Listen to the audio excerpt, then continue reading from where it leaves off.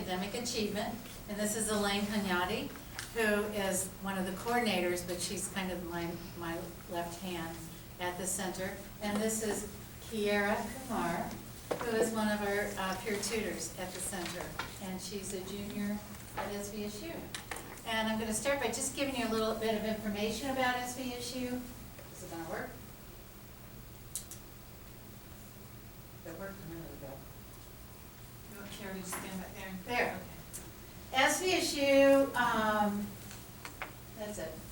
SVSU in fall 2012, the enrollment was 10,552. We have 8,765 undergraduates, 1,787 graduates, and our freshman class was 1,754, which we're hoping to retain, hence the Center for Academic Achievement. Our center was established just last fall, so we are brand spanking new. What happened was I was asked to bring all of the various little centers that were happening around campus, biology, chemistry, math, physics, and some social science tutoring into the library, to the second floor of the library. And they were happening on all different places Yeah. on campus. And our campus is kind of spread out, and they were in different buildings. And nobody really knew that over in the College of Business, in this little closet, there was some accounting tutoring going on. And So we brought it all together in the same center, and we're all now housed in the library, so we're really a one-stop place for students. And we're really visible too, because it happens to be a walkthrough that a lot of students use to save steps around campus, so they can see us. In our first semester, we had 2,250 unique students come through, come for help, 30 of which were freshmen, so we're grateful for that. We're still working on our swiping process and our ability to get the numbers right, do different queries to find out who the students are who are coming. So that's in the works now. so when we say that those, can you just put it back? Sorry. Because I'm going to go back to the entrance, and she's going to bring up the word document for me. But those 2,000 plus students, those are individual students, but lots of those students came more than once. Do you have it's at least double that? Oh, yeah, no, there was something like that students 12,000 swipes. Yeah, so we've got quite a bit of traffic at the Center for Academic Achievement. And the being housed in the library makes it very visible to all students on campus. So we're thinking that's part of we're hoping our success. So I just wanted to get from you some of those ideas that you put down on the entrance slip about ways that you invite students into your tutoring center. So if you just shout out what you say, Kiara's just going to write it down for us. Facebook. That's fine. How are we going to do it? Word of mouth. Word of mouth. Posters and flyers around campus. Pardon me? Posters, flyers. Flyers around campus. Lobby tabling. Say that again. Lobby tabling. Lobby tabling. Okay. Ooh, like in front of the library. You know, we have those lobby tables, sometimes we have them in eating areas. Campus-wide email. Okay. We use And there's- D2L. Say it again. D2L is our course management, online course Okay. management. Which would be our B-Space online course management. And you just have a direct button on everyone's page. Whatever we email to whatever automatically goes on there. Every student can see. Okay.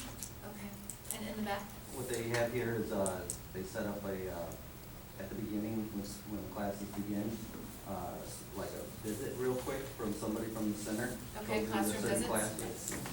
That's for the like developmental courses and stuff. Maybe targeted classroom visits? That's Okay. We have our orientation that does a campus tour to come to our center. I think we put that as admissions. I put bookmarks, I gave bookmarks to the bookstore and they put them in all the bags. Right, and if you see this little pamphlet that we've got here, you can see that it breaks and then the kids get the bookmark right from that. So we just got that information too. Okay. So here we have some of the ways to invite, and I think in thinking about this, we're sort of thinking about maybe inviting individual students, maybe one at a time. And we sort of are thinking about our center, what are the ways that we need to reach out maybe to the other stakeholders in the university that would help us to bring students. So if you want to go back to the to the PowerPoint and to the next slide. There we go. So when we identified the stakeholders, we thought that they were, of course, students. We also need to be making sure that we're talking to faculty and administration, working with admissions to share our flyers.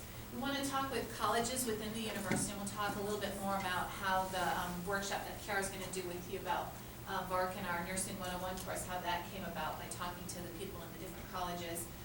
We need to talk to facilities and make sure that what we're doing in our space works and is inviting to students. Student support services can help us out, as can families and the community.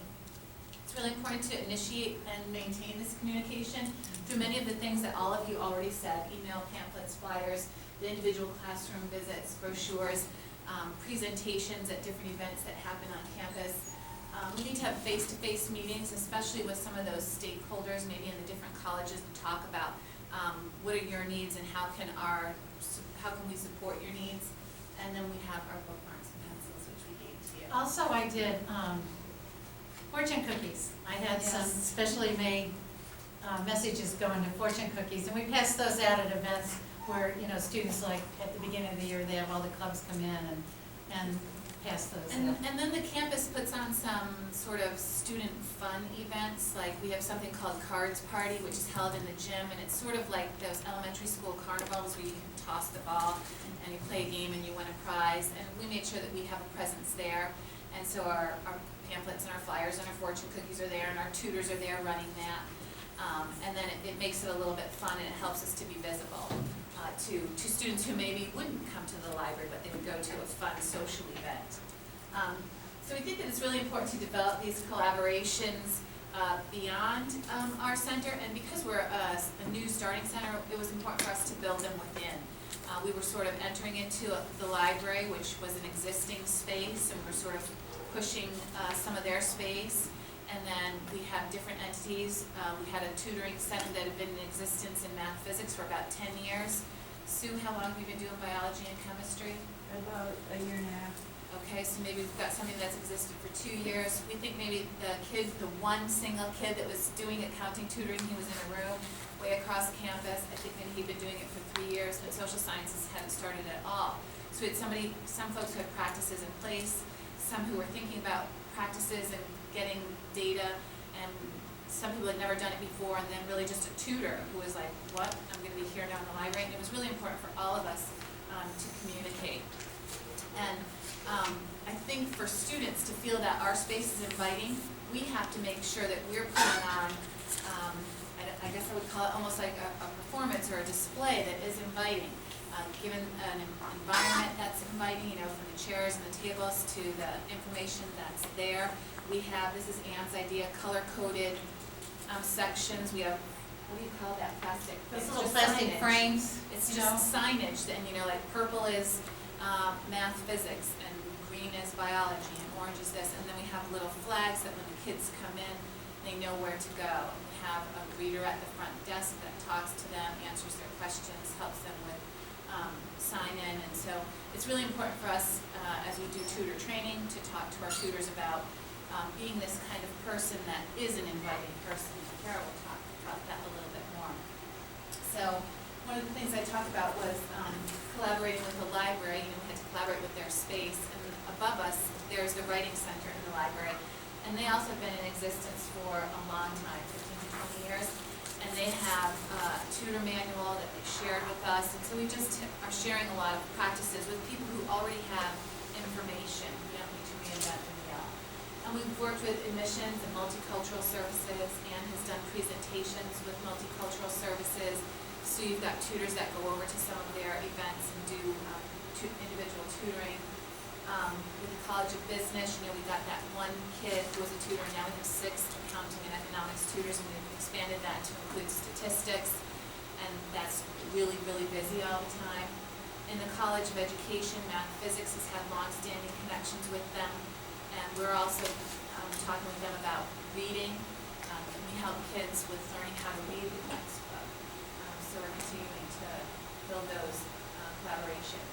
In the College of Arts and Behavioral Sciences, we're working with the reading and study strategies, which are these developmental students, and we're thinking maybe they would have a course next year, and as part of that coursework, that students would come for tutoring once a week. So it's another way to get students into the center who maybe might not come on their own. And then the College of Health and Human Services and sort of develop this collaboration where we're working with cohorts of students that are wanting to be in the nursing program. And I'm going to let Ann talk about that. Right, we don't have a freshman experience at SVSU. Do all of you have freshman experiences? Or first year experiences, or? We don't have that. We don't have a course. So we have a lot of students who come to SVSU, you know how admissions is. They pitch all these wonderful majors, and so they draw in all of these students, and all of these students want to be nurses. And many of them are really not qualified or not yet ready to be nurses. So the College of Nursing, with their new dean, decided to have a Nursing 101 course. And we're hoping that's going to grow. CJ has started thinking about doing that. So instead of having a freshman experience campus-wide, we would have them related to the different colleges. But the Nursing 101 was really an elective course. It was open to all students and not required for the major. And they looked at it in terms of exploring the professionalism of becoming a nurse. They spent a lot of time talking about that. They helped the students understand what nursing was and what the world view of nursing is. But they also went around campus. So they went to the Writing Center, they went to the library, they had admissions come in, and they were able to register for their winter classes early. They had a lot of different little perks going on. And one of the things that happened is that they visited our center. And Kiera was responsible for those presentations. So once fall grades were in, we went about, not very scientifically, comparing the GPAs of those who wanted to major in nursing but didn't attend the Nursing 101 in the fall of 2011, and the students who did go through Nursing 1 in the fall of 2012. And we found that there was a considerable difference between the average GPAs. So we feel that perhaps Nursing 101 really helped these students become more successful. And we were thinking that this, getting them to the center, like lots of times they do what I call a drive-by on the tour, either with admissions or, as part of their participation in multicultural or a program that we have called Stairway to Success. And I think on those days they see so many places and they go all around campus. It's just like, okay. And part of what the Nursing 101 tour did was it brought these students there, and they were in our center for an hour. And they got to meet our tutors, and Kara can talk a little bit more about that after she talks to you about what it's going to be like to be your tutor. So as a lot of you know, because we're all tutors here, their tutoring is really a multifaceted thing. Some of the things that I was able to pinpoint about having that peer-to-peer relationship was just having that connection. As a tutor, as a student, you can relate easily to other students. You know exactly what they're going through. You know that they're dealing with other things, be it finances or relationships or the workload of other courses. And you understand, and they know that you know that what they're experiencing and what they're going through. So I think that's one of the biggest things about why peer-to-peer tutoring is so important and effective. Another thing is the safety that our tutoring environment provides. So the Center for Academic Achievement, it's a really kind of relaxed atmosphere. It's usually really busy. We have coffee. We have coffee, we have granola bars, we have tea. So it's like a comfortable atmosphere, and it's a very different atmosphere than what you would feel in the classroom with just the one teacher and all the students.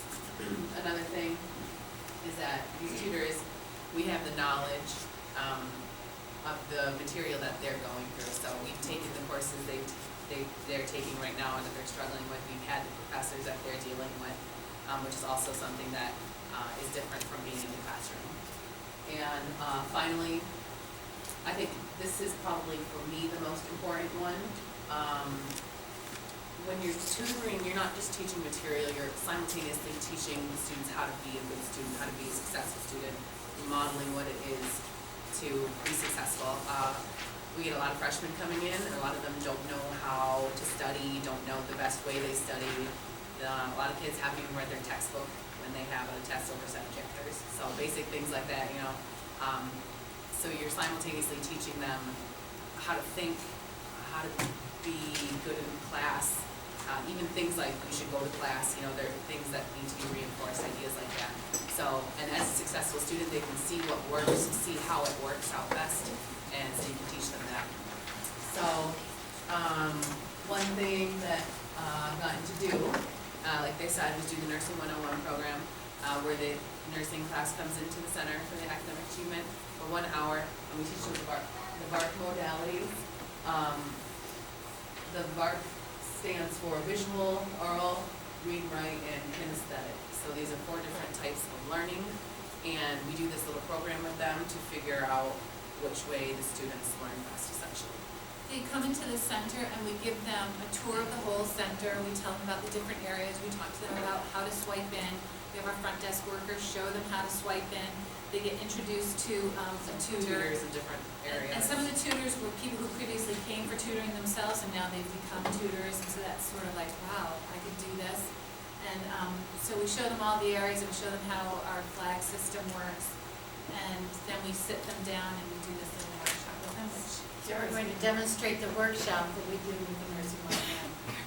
Carrie's going to lead that. Okay, you want So I'll just read this first paragraph out loud. The acronym VARK stands for, like I said before, visual, oral, read and write, and kinesthetic sensory modalities that are used for learning information. Fleming and Mills suggested 4 modalities that seem to reflect the experiences of students and teachers. Although there is some overlap between them, they are defined as follows. And remember, life and work are multimodal, so there are no hard and fast boundaries. And there's also the backside of the sheet that has the last one on it. So there are 5 different ones. So we're going to divide you into 5 different groups, and up in the back there are 5 poster papers. So each group is going to be assigned a different modality, and then we're going to have you draw out a visual representation of that modality. Say, for example, if you have read and write, you would draw like a pen and paper, because that's how those people are best. So, that was the easy one. They're going to figure out something. They're hard ones. Okay, so we're just gonna count off. Is that all But right? the first thing that they have to do, the reason that we're dividing it into 5 is that we want to jigsaw this because we want to make it go a little bit faster. We don't want to make everybody read the whole thing. So if you're number 1, you're going to read about visual. If you're number 2, you're going to read about oral auditory. If you're number 3, you're going to read write. If you're number 4, you're going to read kinesthetic. And number 5, you're going to talk to us about multimodalities. Okay? So you can go ahead and count them off. Okay. 1, 2, 3, 4, 5. 1, 2, 3, 4, 5. 1, 2, 3, 4, 5. So you need to go to the posters. Which number are you? Oh, 1. Sorry. So 1 is over there, 2 is next to it, 3 is in the middle, 4 is on the right side, and 5 is on the far right. That could be busted too.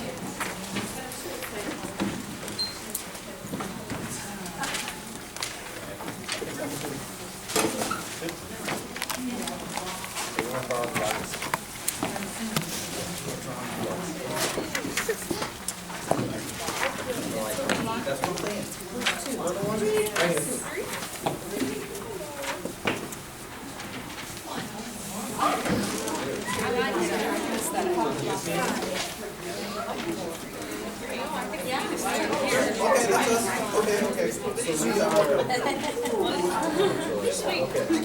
So we'll give you about 10 minutes to do this, so 10 after 2, regroup, and then have the group actually give that modality to the other group.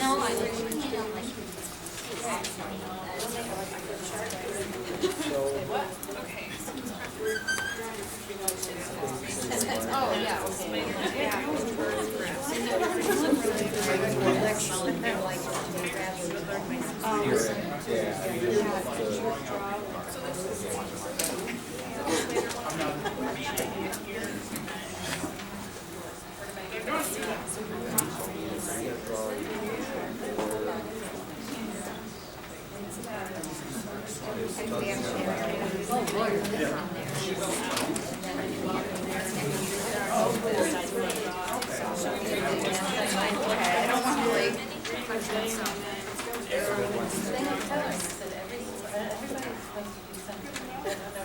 Why not? Everybody Oh, okay, okay. How are you doing? For everybody to see.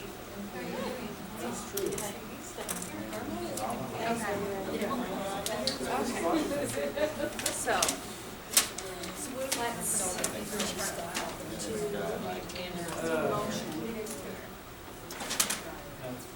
You're gonna draw a motion? She's going.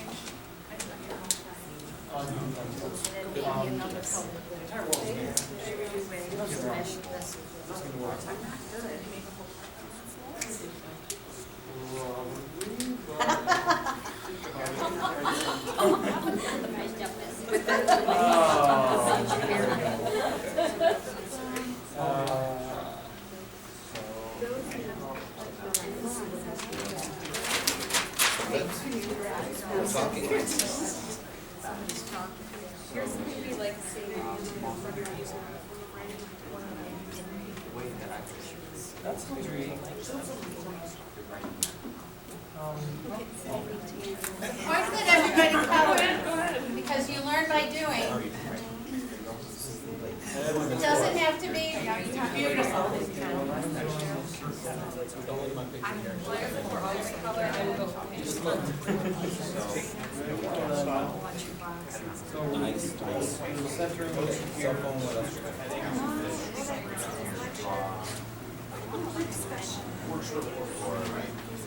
Oh, yes, I'll share it with you. You can also do brown, dark brown. You know, where you take the center idea of what you're reading, and like if what area you do. Okay, so let's say quadratic equation. So there are components to quadratic equations. Quadratic equation. It would go in the middle, and then the components would come off, and then you define each one of those. And so, you know, you're writing it down, but you're also connecting it to one common idea. It would be good for visualizing. It works. It works. I'll make you.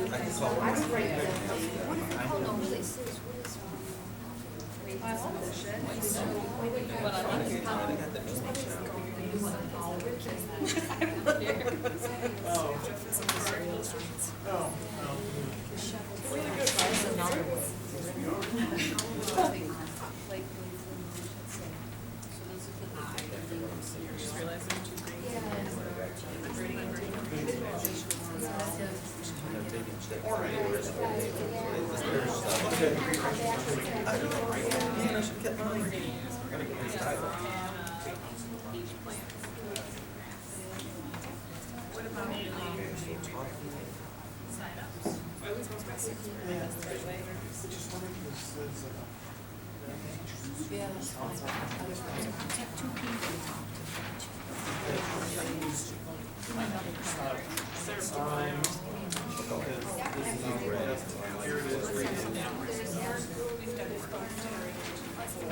So the other thing in addition to your names, just we would have to televise.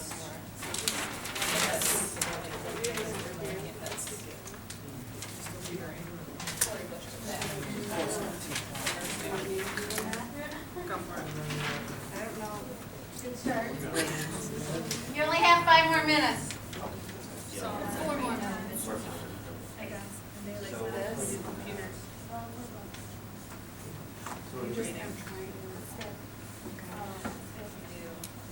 I can tell Sue's leading the group. Do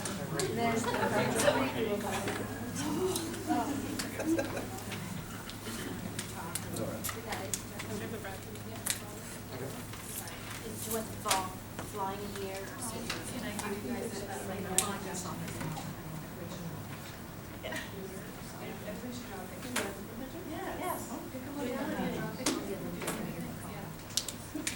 I'm trying really hard.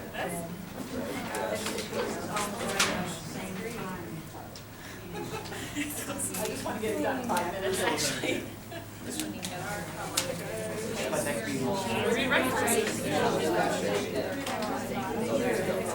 That makes more sense.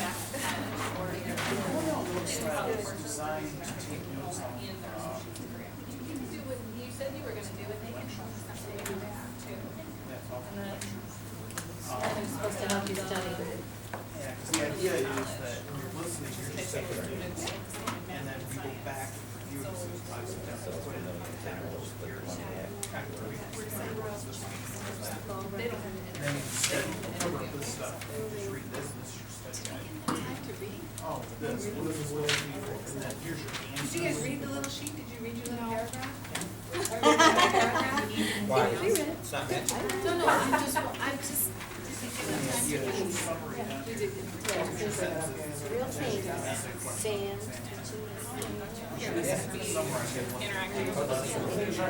grass felt, tasted, felt. it's up to me as a teacher.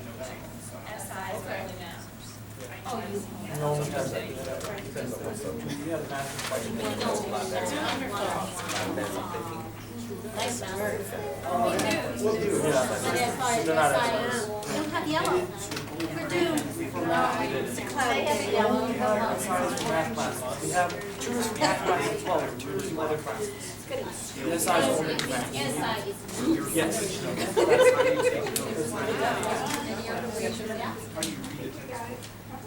We, basically just have, Let's go. Yeah. You need some yellow in there. Oh, they decided that's the best one. yes. I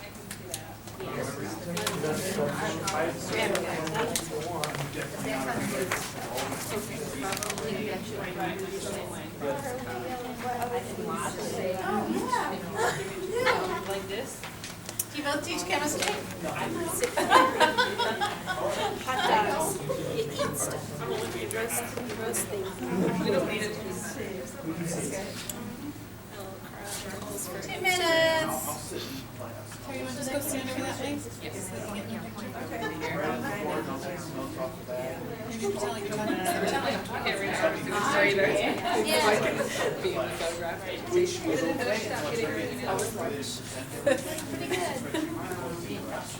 Okay. You want to put it up here? That's what you guys can explore. Fantastic. Brittany, this is Put it down, please put it up here on the wall.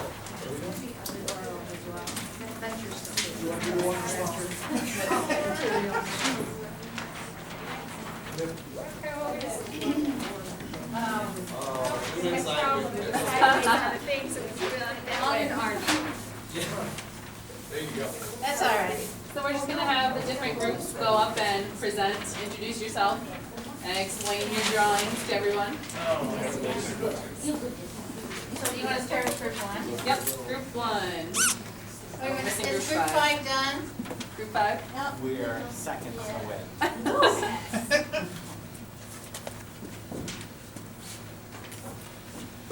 Shouldn't all of group 1 be up here? Yeah, all group 1. Part of our group 1's running the cameras out. Okay, that's fine. So can you just tell us your names? I'm Jessica. Leanne. Brittany. And we had visuals, so we made our own little spider chart. And we had our tutoring center in the middle, and then the different services that our tutoring centers do, such as SI, one-on-one tutoring, we tutor for the early college, there's group tutoring, we tutor for the high school degree completion initiative, and then we also have daily signups, and we put down some of the courses that we do during those programs. It's like a visual representation of the tutors. Okay, so it's this concept now. Can you tell us what it means to be a visual learner? So for me, I'm a visual learner, and if I can make it into a picture, I can remember it in my head, almost like I take a photograph picture of it, and it makes more sense picture-wise than words. Next group. I'll hold it.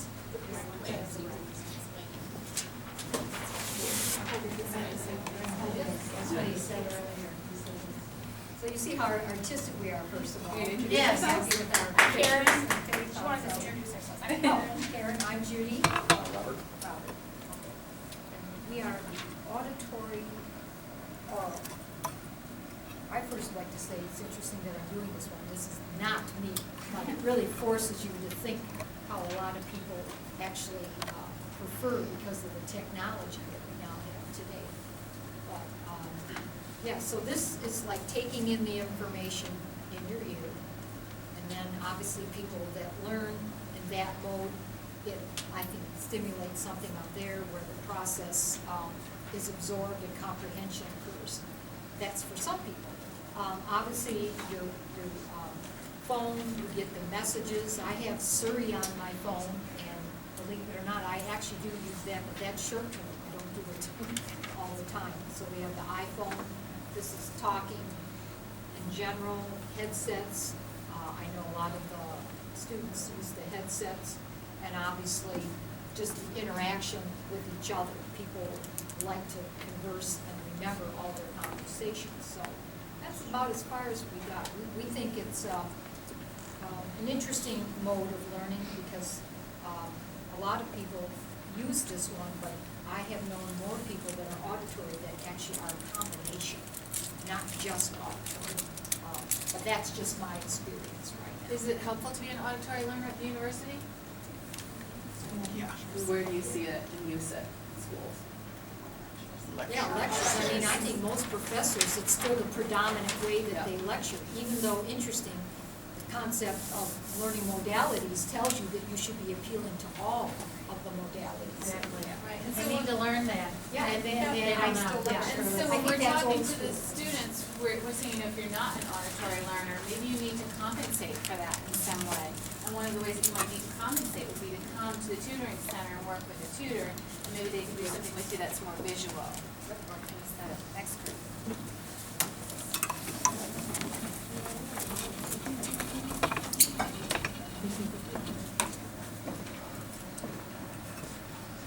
Okay, so I'm Jeremy, I'm Tara. I'm Geneva. and we had the rewrite group.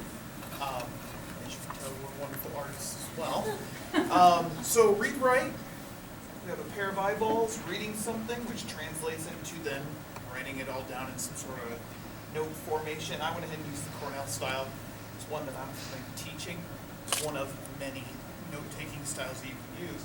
Really, with the read-write, it's somebody that just enjoys reading, and the way they learn best is by then rewriting and writing and writing and writing. They pick things up by reading it. So they're going to go online and they're going to read things and they're going to keep investigating. They're the ones that search through Wikipedia, keep searching through Google. I do that when I'm interested in something.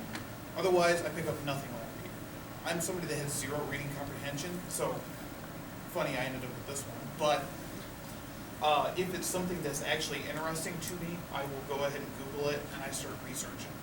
If it's not interesting, I don't get anything. The same way.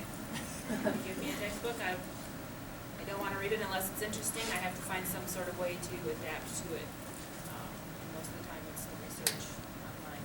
And so again, at the university, is this a modality that's frequently required?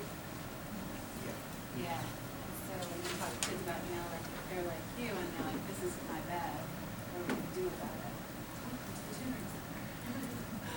Thank So- you. We'll show you where to like your textbook. Say one thing that I found with me anyways is when I was in classes, work with professors that would basically reteach everything that was in the book, I did really well. I could sit there and I could listen to a lecture and pick up everything that they said and just memorize it and be able to regurgitate everything. When I got to professors that taught half of the class, and well, you're supposed to pick up a lot of the stuff by reading the book as well, I just supplement that with my lectures, I did very poorly in those classes because I couldn't read it and get the material, but I could listen to what you had to say and get it that way. So a lot of times I compensate it by just guessing. Well, this is what they lectured at, and so I'm interpreting that this is probably what the answer should be by just kind of drawing context clues and trying to make it up as I went. And that's how I compensate. I probably should have gone to the tutoring center, but Well, we're trying to make students aware of, what are your strengths, what are your learning style strengths, how can you leverage those at the university, and what are your weaknesses, and how are you going to compensate for those? And by having that one-on-one time with another student really helps figure out, your learning modality and how to compensate for the other ones, so. Next group. Thank you, thank you. We would always apply that.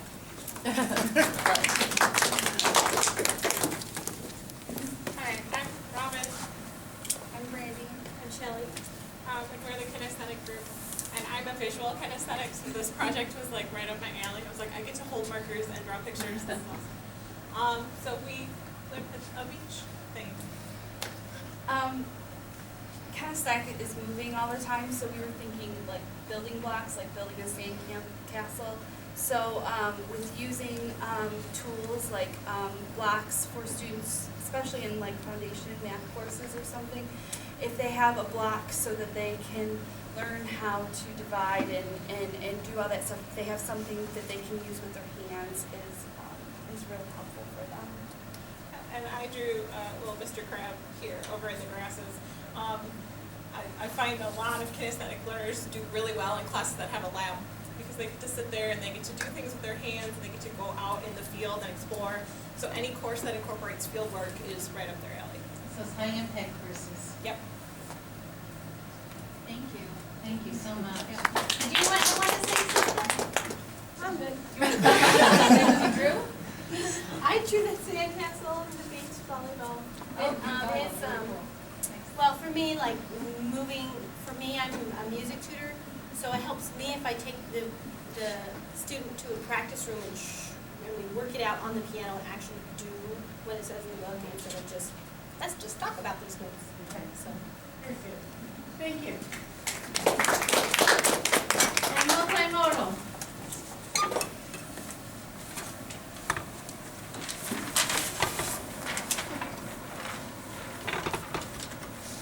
I'm Sue. I'm Lewis. So we did multimodal, which about 60% of people are multimodal. So it's something that in our classrooms, or even in our tutoring centers, we're working with students who very well might have multiple ways in which they're going to intake information. So we showed a couple of those ways on our drawing. My way is this, I teach chemistry, so this is one way that my students, I hope they learn. In lecture, it's largely listening, because it is lecture style, kind of a large lecture, many students in one class. But also, kinesthetically, we have the lab set up that they take concurrently, so they are actively moving and putting the concepts into place with something physical. Multimodality, I have here that she's talking to herself, so some people find that very helpful if they read something and then they can verbalize it out loud and they can understand it better. And as well in lab, they typically work with a partner, so there's collaboration with a lab partner or one lab group to another lab group to accomplish things. Well, I'm not a chemistry teacher, but kind of, I had the same idea, so we turned around and we had the same drawing. But it was pretty much the same idea. And for mine, when I gave the VARK as a learning style, we used to use the DVC and the VARK as a combination for our hour appointments for learning styles. And so one way that I would explain the VARK, one of the questions would be, do you hear a voice or see a picture? And if they said they hear a voice, I said, don't worry, we won't send you to Kalamazoo. But be that as it may, I would always explain it as so they could understand it better if they were multimodal, that no, it's not, you're not weird, okay?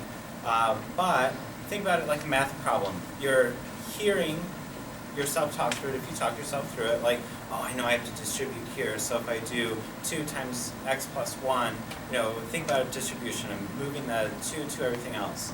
Then, as you're writing it down, you're doing that read-write piece because you're reading and writing it at the same time, almost like when you sign your name. It's like reading and writing. It's almost like kinesthetic because you're actually doing it. So doing the math problem is that physically engaging part. So if their body has to do something with them, just by moving the hand, that's allowing them to be that kinesthetic. That way they're not bouncing their foot and their neighbor's going, oh my gosh, I'm going to cut that foot off. And then, so additionally, then they're hearing it, they're seeing it, they're writing it, they're doing it. So that's what's making them multimodal. So even in one movement, in one math problem, they're doing all these ways. It doesn't mean that it has to be their strongest preference. Maybe they don't want to talk to themselves because their neighbor's like crazy. And then, so I mean, those are the things that we sometimes, that's the way that I find that it's best explained to students, is because then they're like, oh, I get that, I can do that. Or I'll have them write their name while saying their name out loud. And then they're like, oh, I fully get that. So that's how we kind of talk about Well, it's modality. important, I think, because even if students aren't just have one learning preference, life is not about that one learning preference. We really need to try to adapt as best we can to, and use as many of them as we can. Start at an early age. Yeah, probably should start young. And so the last thing that we have for you is an opportunity for you to figure out what kind of learner you are. So if you want to go back. I'll take that one. Okay.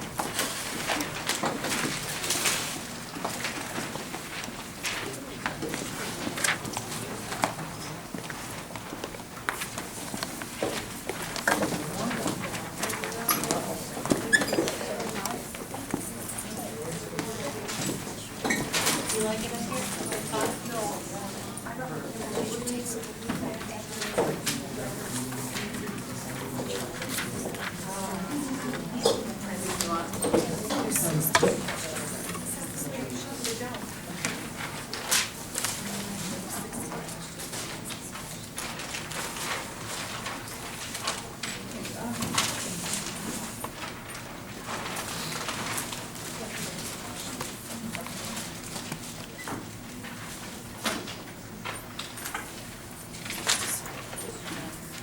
It's double-sided. I don't know if you got one. This is your sheet.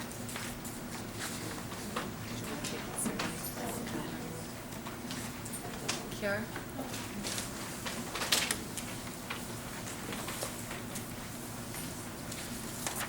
Here you go.